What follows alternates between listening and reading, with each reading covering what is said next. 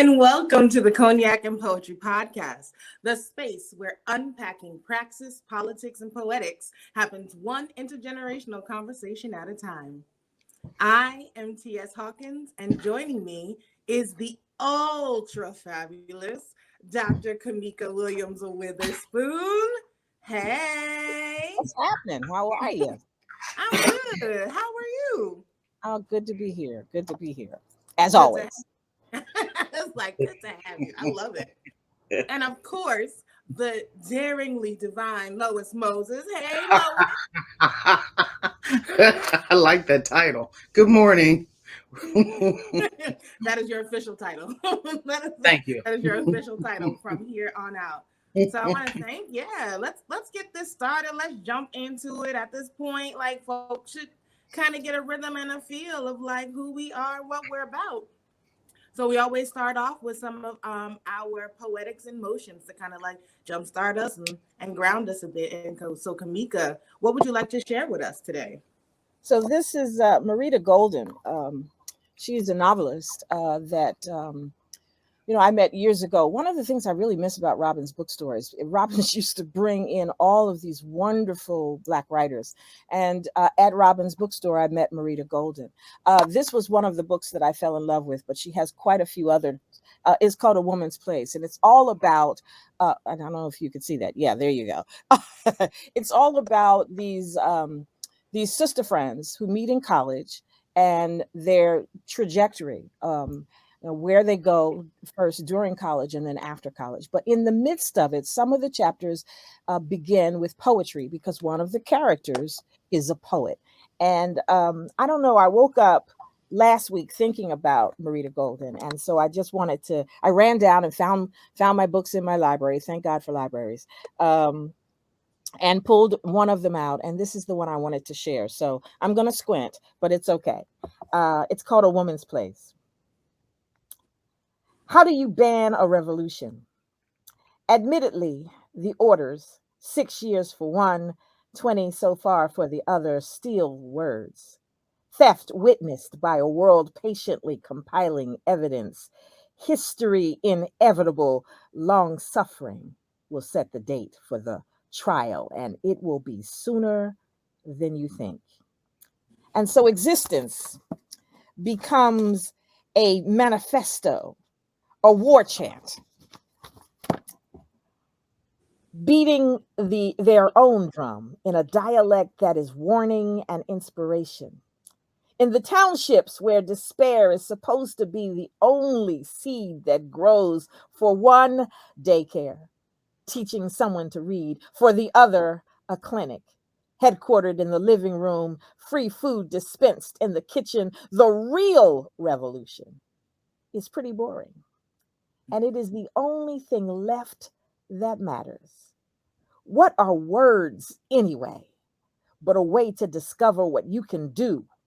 What is living, but the deed finally done? And that was a piece that she dedicated to Winnie Mandela, A Woman's Place. Yes. Yes. What?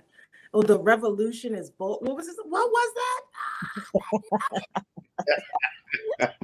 I have to go back and find it again now. No, it was good. It's like, oh, I can feel it in my mouth. Like I just. Well, this whole notion that women are doing the revolution in the everyday tasks that we do. And so, that was part of why I was really kind of drawn to it. The revolution is pretty boring. Is pretty boring and is the only thing left that matters. And, I think for women, particularly in our community, every task that we perform is a revolutionary act. And so I think that's why, I was having one of those weeks. And I remembered Marita Golden's poem in this book. And I went, yeah. And then I was okay. Yeah. So, thank you, Marita Golden. I was like, ooh, when you said it, like I could taste it in my mouth, like the flavor. Ooh, it was flavored. And rarely recognized. Unfortunately, that's what I really, oftentimes, so much of what we do goes unrecognized, and it's in the small things. And I was thinking the other day that one one of the things that African American women have done in this country is find the spaces, put things in the spaces where things are missing so that things can grow. Yeah. Right. Fill the gaps, right? And those individuals who fill the gaps are, like you said, rarely recognized because the people that they work with assume the gaps will get filled without them. And, whether it's essential workers, whether it's the teachers, whether it's the mothers, whether it's the poets, that's what we do. And it's a revolutionary act. That was beautiful. Thank you. Ooh. Thank you. That part does not segue smoothly into what we have to talk about today, but that's all right. Well, actually, it does. It does. The more I thought about it, because we're talking about vaxing and what we do with our body. And I was watching a television program, and I can't give it away because then I don't give it away. But I was watching a television program, and one of the lines, it was about someone who was choosing to die, and another character who wanted to save them, and then the character with the authority saying, well, they have agency. They can choose to live or die. And so I kind of think that too is revolutionary when we unpack it that way. I think the problem that I have with the Vax folks, and we haven't started the conversation. Oh no, we started. Oh, we started? Okay. I admire and respect your agency, but here's where the problem comes in: when you're putting someone else's life at risk. And so there, I think we can. And lying about it. So I think that's where the Revolutionary Act is still part of it. Right, the Revolutionary Act. The thing is, if you're not going to get vaccinated, cool beans. Like, because who am I to tell you what to do with your body, right? Everybody's body does not respond to things that are supposed to be universal for everyone, correct? So it's like, I can't mandate something to be on your person. Thusly, you still are responsible to community. So if you're not going to get vaccinated, A, don't lie and say that you are, and B, wear your mask. It is a virus. So whether you're vaccinated or not, you still have the capability to contract the virus and spread the virus. You know what tampers that a bit? A mask. I need for you to put your mask on and take ample amount of steps away from me. My brother I was talking with him about this last night because we've had 2 additional family members now that may transition because of COVID. My cousin's mother-in-law and father-in-law. The father-in-law passed 2 months ago. The mother-in-law just passed 4 days ago. I think part of the issue, and then my brother said on CNN, and so I haven't seen it, so I hope it's there, but on CNN, that it was a young woman who believed the previous administration and was dying, and said on camera that this can't be happening because so-and-so said it wasn't real. Well, we've got enough numbers now. We can pull up the John Hopkins database and see how many people have passed from 2020 to today. There's no real reason why anyone walking around in this country or any other country who can say it's not real. You have evidence. You have data. Now, granted, those same people don't believe in science, but okay, fine. That's a problem. That's a problem. When you can see the numbers scrolling up exponentially every day, and you still don't believe it. And more than the Civil War. Right. Right. The death toll is, it's unfathomable. How many people are just not here for this season? And so I think, being able to say it's not real has gone the way of the dodo bird. So that those individuals who are choosing not to vax, you're choosing agency, cool beans. You want to die, cool beans. I give you all of that, but don't take someone else with you, because that's irresponsible and it makes you complicit to murder. That's really what it boils down to. And I think if we start holding these people accountable for murder, I think that's what it is. It's second-degree murder. I have a query though. Say it again. I'm just saying I have a query because COVID is a virus. Like if we're talking about like vaccines for like diseases like smallpox and them, like, okay, cool. Viruses are inevitable. Like their whole job is to exist and mutate. Mm-hmm. Like, so all these mandates right now for me really feel unconstitutional because the same institutions that didn't mandate people get their flu shots, like there were certain jobs that was necessary for their industry.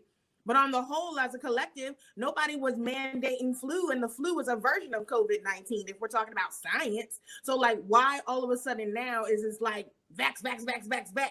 It's a virus. How cold is it? Like it's a cold, it's a flu, it's this. Like, okay. I don't understand. And I get it, you're playing devil's advocate, but here's the thing. Most of us of a certain age, when we get undressed, we got a little spot on our arm because they mandated that we get vaccinated from certain viruses. The same way that, we have the polio and right. I don't even remember all that stuff, but I know I have my dot. At a certain point, they stopped giving it to you in that mass way that they did with that little crazy vaccination gun that but I remember vividly, and it hurt like hell. Okay, but everybody of a certain age, from I don't know, from the 1950s or maybe even the 60s, because my little brother's got one from the 1960s on up. We had to do that. It was mandated. So by the same token, I think this can be mandated too, because it's as deadly as smallpox. It's as deadly as the bubonic plague. It's as deadly as some of the viruses that have encountered humanity over the centuries. Why not? It's causing the death of our people. Well, and in military, the military has mandated vaccines, and it's always had. And depending on where you're going, there is a mandate, and you cannot serve unless you do that. So, so in the end, what are we talking about, and where does? And I guess I'm wondering. The question is, where does the mandate end and begin? Right. And who should have to, apply, and who should, who should it have to apply to? Because there are mandates that have been in place for long periods of time, and it's regulated. You have to do it, or you got to go. And so it's always been on the topic of conversation since, the height, COVID day one, right? A lot of people are under the mindset, just because we've always done it that way, tradition is just peer pressure from dead people. Just because you had to do it, right, don't mean that I should have to do it. And the human body is not a monolith. And I think people keep negating that as part of the conversation. The human body is not a monolith. Yes, autonomy and also accountability. It should not be a mandate, which is not a law. People get those things too confused. They're not the same. They are not similar. You cannot mandate someone do something to their body because it does not respond the way their neighbor's body is going to respond. There are people who got the COVID shot because it was created in 5 seconds, and they have not survived that shot. So it's like in trying to do something for community, it took their life. And then it's like, well, you can't sue because, public health. So the public didn't care about me dying. Like everybody's body don't respond the same way. So like, yes, there are vaccines, and if your body can take those vaccines, take those vaccines. And also acknowledge, right, the accountability portion. If you do not want to get vaccinated, there are other steps that you now still have to do to participate in community. Wear your mask, stay 6 feet. Like there are alternatives. My hiccup is when people go, well, I'm not going to get vaccinated, and I'm not going to wear the mask, and I'm not going to stand 6 feet. Now you're just being contrary. Now you're perpetrating murder. That's what you're right. doing. So, you know what I'm saying? But it's like, okay, we have a vaccine. You're not feeling froggy on the vaccine. That's cool. Here's step 2, 3, 4, 5, 6, and 7. And there are also jobs that you don't need it. Like, yeah, you want to serve. I'm not rushing out to serve this country. Okay, like you killed half my ancestors. I'm not here for it. So, like, if that's their rubric, then you want that job. Cool beans. But remember, there are two different. We've got we've got federal and also private. So we've got this other issue that's connected with the fact that there's an economic element to this. So as a result of economics and private industry having the kind of power and the money that they have been able to resist or to fight against, quote unquote, mandates. So, and then remember, we're also, I mean, this is also a new a new virus, so that we're still looking at how it's going to be legislated. Because remember, AIDS initially, was a virus, and then all of a sudden, between AIDS and herpes, that you could actually take people to court for, without telling them. That's right. Right. So this is new. We're still in the stage of legislating and private industry. So when you have things that connect, because we were talking about Aaron Rodgers at one point, when I look at the difference between how Aaron Rodgers was treated and how Antonio Brown or Kyrie Irving, the fact is that, you got another variable, which is, I believe, racism. So you've got the, as my husband and I were talking, sort of the three pillars. Aaron is white, he's rich, and he's male. So Kyrie only had two of the three.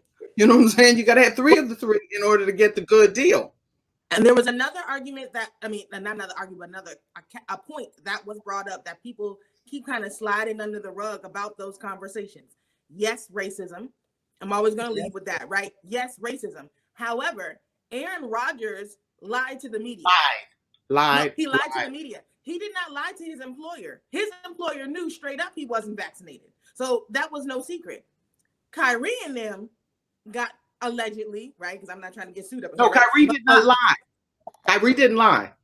Turned in, as I said, allegedly, the reports went out that they turned in COVID Fake cards that weren't necessarily. Antonio Brown.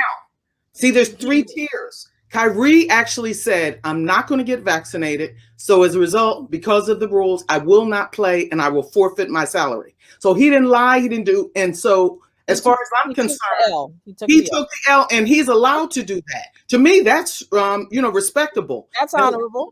Right. But Antonio Brown, first of all, yeah, they both lied. Aaron actually said that he was immunized. Media. That's not right.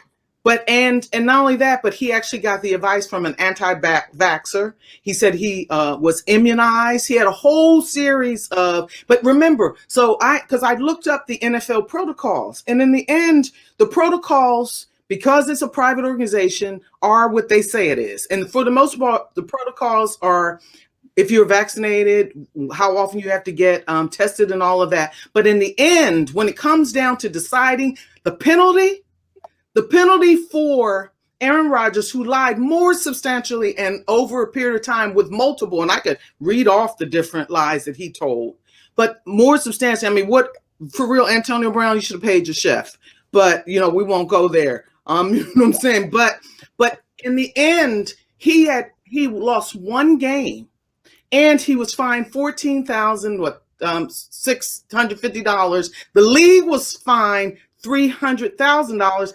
Antonio Brown lost over $1 million. Right. Mm-hmm. And so you tell me, are we saying that one was a bigger or worse lie? No, what I'm saying, like the small minute stipulation was that Aaron Rodgers did not lie to his employer. What he did was lie to the media and public opinion. And for them, they didn't care about that because he didn't lie to them.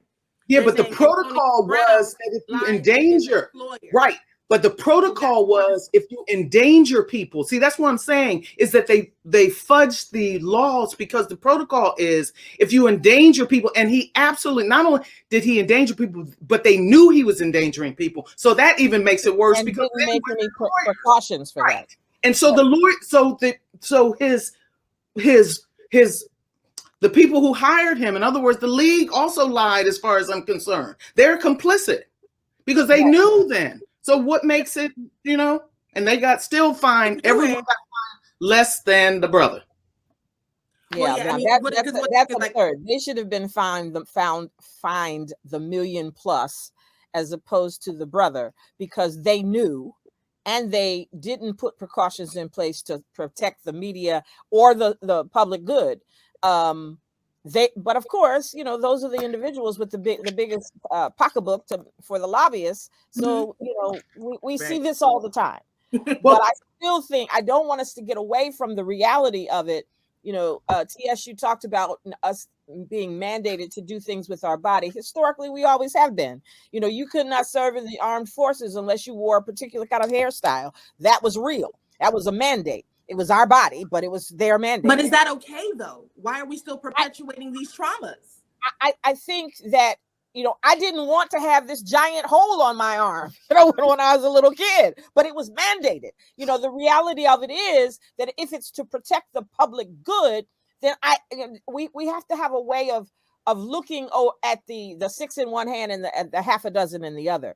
And if your children are going to come to school with my children, they need to be vaccinated. I don't care what you believe, they need to be vaccinated. If you're going to stick your child in front of a teacher who is, just doing the public good, that child needs to be vaccinated. If I have to walk into an emergency room or a hospital setting, I need to be vaccinated. I mean, there are some things that I should not sit up in a church and not be vaccinated. I mean, there's a reality to how much danger I'm putting people in. And, if it requires that we have to put, little dots on a little child's arm, or cut somebody's hair off so that they can join the service, or even sit with your legs crossed in church. Those are traumas. We should not be perpetuating these type of traumas. I'm sorry. We should not be doing that. But remember, we also have to, that doesn't mean we have to moving forward. Like, especially like if everybody's body is not gonna work the same. Like, I shouldn't have to cut my hair to be in the service. Like, why is the hair on my head a problem? Does it stop me from shooting heavy artillery if it's under a cap anyway? But if that's the protocol for that institution, you have to adhere to the protocol. Now, when brothers got enough medical practitioners to attest that their facial hair was different than white facial hair and that they shouldn't be forced to shave every day, then the police officers union changed the protocol for African Americans serving in the police. They no longer have to shave. They can have a beard. But white folks got to have a shaved face in order to be a police officer. So by the same token, we've got to honor the protocols in the institutions where we live and work. But see, the other thing that I think is that has been a problem with COVID is because of the last administration, the level of disinformation and misinformation has been a problem. So as a result, it's difficult. And when you say that the NFL knew, the fact is that because at one point he told the press that the league doctors said it was impossible for a vaccinated person to catch or spread the virus. And that wasn't true. That wasn't true. The NFL said that they did not say that. So I'm saying the misinformation makes it really difficult to have a consensus around something that's so dangerous. So as a result, in some ways, we have to protect ourselves as individuals. And that's sort of how it's come down at this point. I mean, I double mask everywhere I go, and I put on a shield, and I dare somebody to get 6 foot close to me. That's right. Lois and I do not play. Because I don't trust Americans at this point, because the level of information, misinformation, and not only that, but look at the different things that are going on. I mean, come on. I mean, we know critical thinking is at an all-time low, but I mean, but here's the other wrinkle is, I think Mother Earth is trying to retaliate again. A revolutionary act. I think Mother Earth is retaliating, so that the ways in which coronavirus is going to mutate is only going to get exponentially worse and worse and worse. And if you've got a cadre of individuals who are purposely using their agency to decide a Russian roulette with their lives, that's okay. Okay, I get it. I respect your agency, but you cannot be allowed to make choices for other people. You cannot be allowed to put other people's lives in danger. And that is where I have the concern. If you stay your butt at home, like we did for 15 months, if you stay your butt at home and don't interact with other people and you only put people at risk who believe the same thing you do, cool beans. Cool beans. But if you come outside your door, you cannot be allowed to put other people's lives at risk. You just can't be. You're like, and it's not. Well, but see, and I mean, there is something to, I mean, we have to, as a collective, understand that this virus, and I think you're right, Kimmika, when you say that that Mother Earth is doing something, because number one, she slowed things down in the sense that we've all had to God put us in a timeout. Yes, I mean, and literally, so if you think about what it's doing with the one in terms of the environment, because I know she got tired of us doing all the things we're doing, and so number one, that, and then secondly, the fact is we have to understand the virus demands a host. So until people get to the point where they are either not host friendly, which means that you either vaccinated or that you have separated enough so that it dies out, this virus is just going to keep on going. And because, I mean, that's the nature of viruses. It's not personal. Right. Like, the only virus that's personal is the racism virus. Right. Yeah, the virus has one job. It's like, I showed up and I'm going to continue to show out. Like, absolutely. And that's what, I'm like, listen, humanity needs to go. Okay, we have not done a good job here. And I say we, across centuries, we have not done a good job here. And we can create all the vaccines all we want to. If Mother Earth said everybody must go, okay, club closes at 11, it's a done deal. What are we fighting for? So you would suggest that we just sort of sit back and allow it to happen, to not fight? That's an instinct that we're inbred with, right? Survival. And so if our scientists are working to ensure that we survive, then we need to work hard to survive as well. That's complicated by race. And it's complicated by class, but we need to work to keep humanity alive. And those individuals who are refusing to vax and who are lying about it and who are walking around amongst everyday people, you're trying to kill us, and we cannot allow that. Because I have a question, like everyone sits back and say, like, believe the science, believe the science, believe the science. And it's like, the one thing I learned in statistics that was super powerful, numbers don't lie until they do. And so what I found interesting is that the people in the medical field and the sciences or whatever, majority of them are hell-bent on not this vaccine. They're not saying that they are anti-vaxxers, like they've had vaccinations for other things. It's about this vaccine in particular. And these are people of science, of medicine, who are just like, I mean, we're going to put it out on the rest of y'all, but I'm not going to do it. So what is that saying? The individuals that I've been interacting with are not part of that group. I mean, those individuals who have been working on the component, I can't think of the number. It's R1 or N1 or something. The man-made or artificial thing that makes this virus work without having a bit of the virus in it. Those individuals that I know have been saying from the very beginning, when we get something going, give it a couple of weeks so we can see what's happening, but everybody needs to do this thing. And now everybody on the medical community that I know is saying, yeah, you need to get that booster shot. And I was like, I don't know about the booster,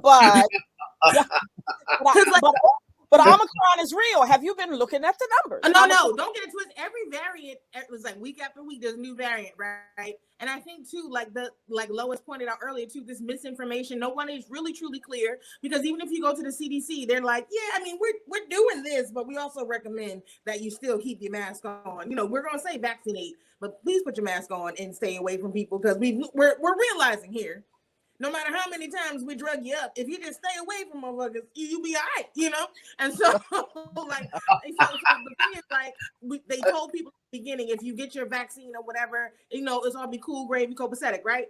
So they said you could still get it, but the likelihood of you dying is diminished. Yeah, I know. But what people heard, if I get the vaccine, I'm cool and it comes. Like I'm being real. Like what people heard, not about what was said, it's about what they heard. So people went on ahead and got vaccinated, right? And then a couple months later, it's like, oof, you might need that third shot. And folks were like, nah, because you had said that if I had did, I ain't got to do X, Y, and Z. And then it's like, oh, not only do you need a third shot, you may need to get boosted. We may need to get a shot regularly. And a new variant.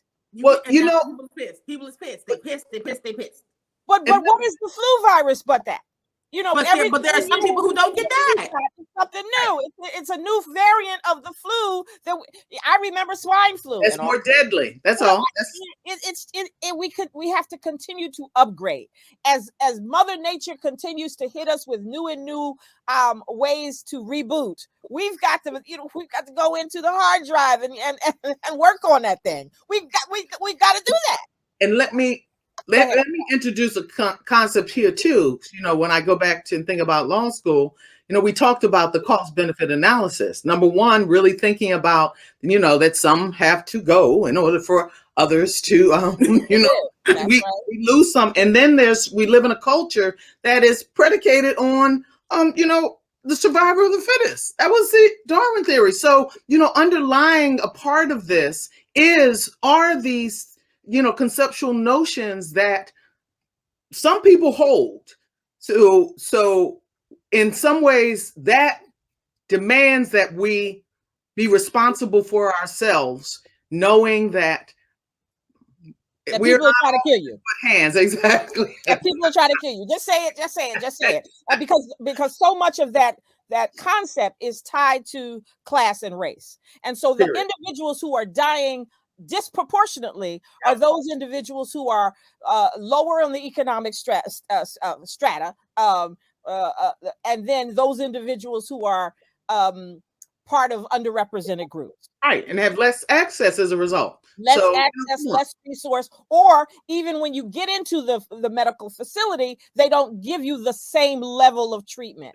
And many of those individuals were the essential workers, us folk who were driving buses, us folk who are, behind the cash register, us folk who are giving you triage when you come into the emergency room, us folk who are the only ones left in the classrooms in some communities, us folk. And so those individuals who are putting us folk at risk, they are really, they're waging battle. And as our revolutionary act, we have to demand that they be held accountable. Because, I did a film with my sister, and one of the things she says in the film is, even the pandemic is racist. Yeah.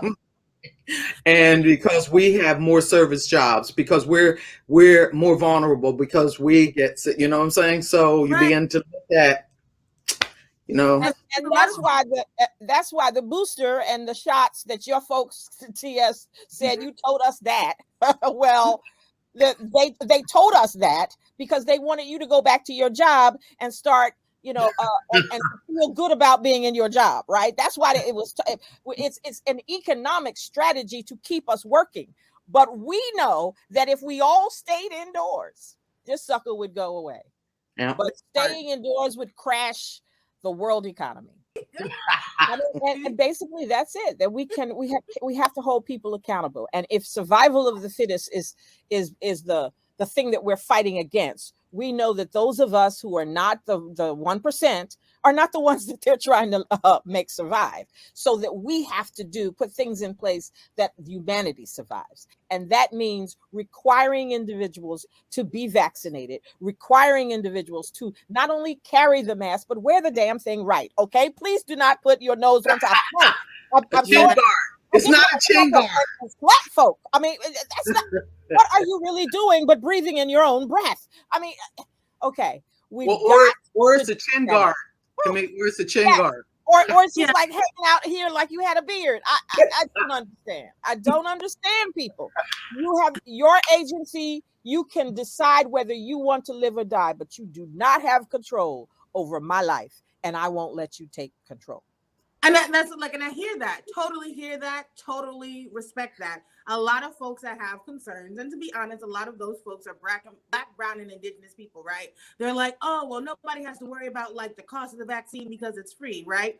However, science has been testing on folks who look like us and you and Lois for years. So just because they're saying, oh, this is the COVID vaccine, how can we be sure? Because they do different things in different neighborhoods. So like they may be injecting you with sugar water. They may be doing X, Y, and Z. Like you don't, because you're not behind the needle, you don't know if they're actually truly giving you something to save you, especially because it's free. Somebody made the comment, it was like, yo, they're a comedian, but there was a baseline of truth to it. They were like, nah, son, because if it was truly a real vaccine, it would be cost. There would be a cost to it because that's how they do it. They want to, it's exclusionary. There'd be a cost to it. I hear you, and I real fully understand that because our community is vaccine averse, and we understand why, because there's a history of experimentation on Black and brown and indigenous bodies. You're absolutely right, but we got to strategize. For those individuals who play chess or checkers, you had to actually look at that board and kind of figure out what your next move will be. So don't go to a place that's in the hood, because that might be sugar water. Don't do that. I was going to say, go out where all the white folks are in line. That's what I was in that line too. That's the strategy. Go to where the 1% get their shots. That's it. You have to. But and the cost is your not being able to fulfill your responsibility in the economic sphere. The cost for them is that if folks don't show up at Walmart, that's a cost. If people aren't driving the buses, that's a cost. If people aren't in the emergency rooms cleaning, that's a cost. And they're willing to give it out for free to make sure that you do your gig for them. We have to be strategic. Just as Mother Nature is being strategic against us as humans, we have to be strategic as community members in this thing called humanity about preserving our own life and ensuring that our children's children are here years from now when we're no longer here. And that requires we have to be prepared for the variants as they come. Well, but when I think about that, think about when it first came out and all the European immigrants that were going down into the hood to get shots. Yeah. Which was quite funny, actually. You said European immigrants. My soul was ill prepared. That was. I'm just telling. I also want to boost and uplift. Like there are folks who are vaccine averse for whatever reasons that they are. And for me, that's valid because it's their body, their choice. However, they make sure that they're masked up wherever they go. They got their shields on. You feel what I'm saying? They keeping the feet equal distance. And they also have different like herbal rituals and stuff that they do to keep their body cleansed. Right? So I believe there's a place for Eastern medicine. There's a place for Western medicine. And sometimes the twine should meet. So I want to make sure that we're leaving space and we're being open and affirmative as much as we're giving information. We just don't want to push one specific thing because that doesn't work for everybody. That's true. However, we have to be really clear about how determined Mother Nature is at this point. That there are a lot of things that an understanding of pharmacology and of ethnobotany that will protect you from. But then there are some things, honest to goodness, that we have to do a little bit more. We can have cancers and we can eat the thistle and we can eat fennel and we can drink green tea. But sometimes the cancer can be so bad that we also have to contemplate whether we're going to have radiation or something else. Don't conflate the importance of one kind of medicine over another, but at the same time recognize that some of those homeopathic or home remedies that we have relied on are ill-equipped to face the new kinds of diseases that Mother Nature is throwing at us now. Let's face it, Earth is trying to reboot. That's what it's doing. It's trying to reboot. And we know that it can happen because in the 15 months that we stayed home, animals started walking into the cities again. Right. Trees that started rebounding, birds that you hadn't seen in 20 years were coming back to communities. So we know that the reboot will bring us back to a place where Earth is groovy. But right now, Earth's trying to kill us because we've been trying to kill her. And so the diseases are so much more dangerous that our homeopathic remedies are ill-equipped to handle some of that. Now, not all of it, because I'm still like there has to be a balance, you know. Not balance all day. And also too, like, yes, the vaccine can save you, but for other people, we have to be real and put that in the space as well. The vaccine actually does more harm for their bodies than helpful, because majority of the vaccines that are out are giving people clots who have never had clots before, and people who are prone to clotting, that the vaccine will kill them before whatever was happening else in their body. So we just, or if you have extreme allergies, exactly. So you have to be clear and intentional. It's like, not team vax all day. You still have to do what's right for your body and be responsible for community if you're not choosing one path over the other. Absolutely. And also remember, because we're living in this no border world, it has changed the dynamics of what disease look like. So we have, and in some ways, you know, you talking about walls, you know what I'm saying? The Mother Nature's like, put up some walls, don't let, and more than anything, don't let us anywhere else around the world based on how we have behaved as humans to the rest of the world. So, you know, so there is, like you said, a reboot, but we're dealing with a virus that has a whole different way of moving across space. You know what I'm saying? I mean, no time that Omicron came here from, you know, of course, South Africa, you know what I'm saying? India and it was China, India first before it even got I know, but I'm saying that, but I'm saying the stories are China, India, and South Africa. You know what I'm saying? Black and brown people. Speaking about Black and brown people, though, we do have an epic memory Lois will have on deck. Lois will have on deck. Word on the street is that we are going to learn a little bit about Rose McClendon today. You got it. Rose McClendon. Rose McClendon was born on August 27, 1884. She was a leading African-American Broadway actress of the 1920s. Her talent extended to directing as well as acting. In 1935, she co-founded the Negro People's Theater in Harlem. More than 4,000 people attended its first production, an adaptation of Clifford Odets' Waiting for Lefty. The Negro People's Theater directly inspired the Negro Theater Unit of the Federal Theater Project, which was created in 1935 under McClendon's supervision. Under her guidance, units were created in Seattle, Hartford, Philadelphia, Newark, Los Angeles, Boston, Raleigh, Birmingham, San Francisco, and Chicago, as well as New York. Rose McClendon was born in Greenville, South Carolina, and as a child relocated to New York City. She started acting in church plays in her youth. She became a professional actress in her 30s after winning a scholarship to the American Academy of Dramatic Art. McClendon was a contemporary of Paul Robeson. She was one of the few African-American actresses who worked consistently in New York in the 1920s. She later toured throughout the United States and then in Europe. In October of 1935, McClendon was cast as Cora Lewis in Langston Hughes's long-running play Mulatto. McClendon performed in Mulatto 375 times until her death. McClendon was to have portrayed Lady Macbeth in Orson Welles' Federal Theater Project production of Macbeth in 1936. But due to her continuing illness, her condition later developed into pneumonia, and McClendon died at her home on July 12, 1936. Ooh. Thank you. Yes, that queen was powerful.